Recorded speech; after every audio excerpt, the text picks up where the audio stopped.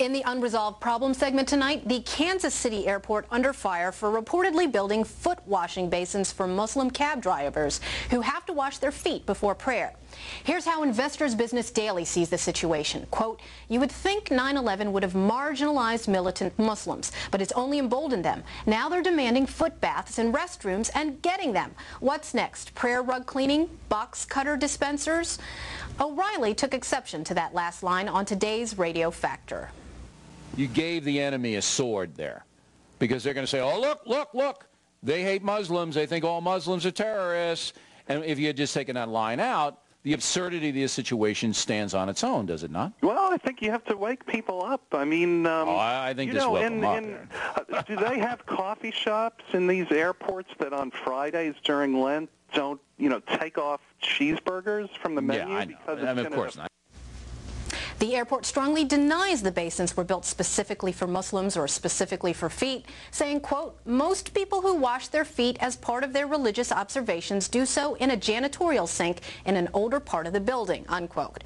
Joining us now from Los Angeles, Hussein Ibish, Executive Director of the Foundation for Arab American Leadership. Thanks for joining us, Mr. Ibish. Good to be with you. Thank you. All right, give us your reaction, first to the story out of Kansas City, and second to the Investors Business Daily editorial. Well, the story is a non-story. Someone in Kansas City has put in a faucet.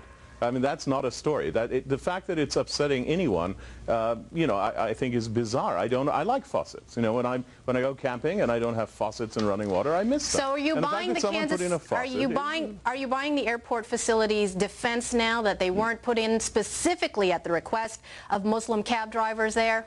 Well, I think there's actually conflicting information on that. I mean, what I've heard from other sources, including your producers, is that, that some of the cab drivers actually paid for this change through a voluntary increase in their own fees. I don't think it's particularly relevant unless there's a constitutional issue of government money going for something that promotes religion. I don't think that's the case here. I think what we have here is a kind of bizarre form of hysteria where somebody puts in a faucet, it's connected potentially to Muslims practicing their religion, and then all hell breaks loose. It's a very common form of Islamophobia post 9/11 to take any issue that has to do with Muslims and link it back to 9/11 in a very arbitrary way. You've invoked your favorite word because, of course, since 9/11, this has been your hobby horse to show how America. You provided me so much material, Michelle. Well, actually, yes, and your you blog provided is just me wonderful. with so much fodder as well, Mr. Ibish.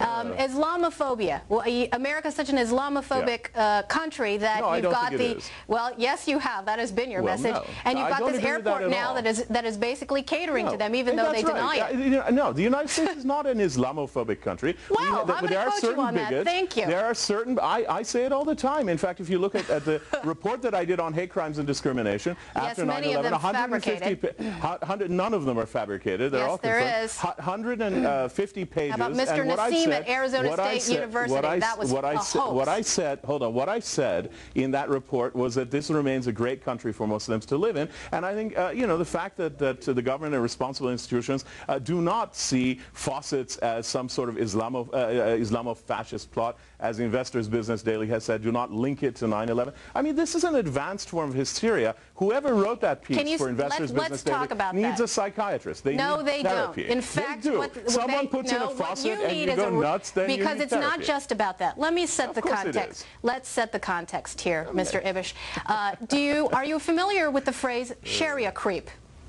Sharia creep? No, yes. I'm not. But I can imagine what it is. But this is not Sharia. This is basic practices of any Muslim. Yes. You wash before you pray. What's wrong with that? The only objection can be that you don't want to. Because we go from foot basins for Muslim cabbies at the Kansas City airport to cabbies in Minneapolis saying that they're not going to be shepherding around passengers just because they have wine or they're blind or they have dogs.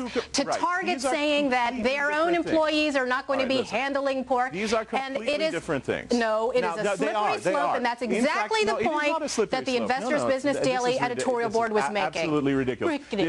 It's very easy to tell the difference between religious accommodation, such as providing people the opportunity to practice their religion freely, and what some cab drivers in Minneapolis were doing totally misguided in not wanting to carry passengers with alcohol. That is not the way to I think what Investors Business Daily was doing is making sure that people are not. No, they are not.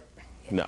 What evidence do you have? Well, no, because what evidence do they have that these are Islamofascists or militant Muslims or connecting? That's not what they're saying. People, did you read the editorial? They're saying 1 minute you're doing this kind of accommodation, and next minute you're obliterating the separation between church and state. I find it quite interesting about the double standard, because anytime you have Christmas, you can't say that. Everyone's always screaming about separation of church and state, but here you have a city authority. It doesn't matter that it wasn't tax money. In fact, it was the jurisdiction of the city doing it. I think it does matter. I think it matters a great deal who paid for it, first of all. And secondly, if you can't tell the difference between bona fide religious accommodation and something that goes further, like this mistake in Minneapolis by a few of the cab drivers, I can't help you. It's obvious to most people. You know what? This is a global phenomenon. It's obvious to me. You know, 1 minute it's this, and the next minute it's public schools stopping Holocaust lessons because they offend Muslims. What is next? This is exactly what I mean by hysteria. This is exactly what I mean by hysteria. Someone put in a faucet. Someone put in a faucet, and you're talking about Holocaust denial. It's just madness. There's nothing wrong with putting in a faucet and having water run. If it bothers you, you've got some kind of mental distortion. Madness is shrugging your shoulders and continuing to be blind in the wake of 9/11. The fact that we have a political culture that allows people to say, oh, someone put in a faucet, oh my God, the sky is falling down, it's pathetic, really. Mr. Ibish, thank you. We need to cure ourselves of this rubbish. We are out of, yes, talk about insane rubbish. Right back. Well, that's you. Yes, right back with a man who wants Al Sharpton to leave hip-hop alone. And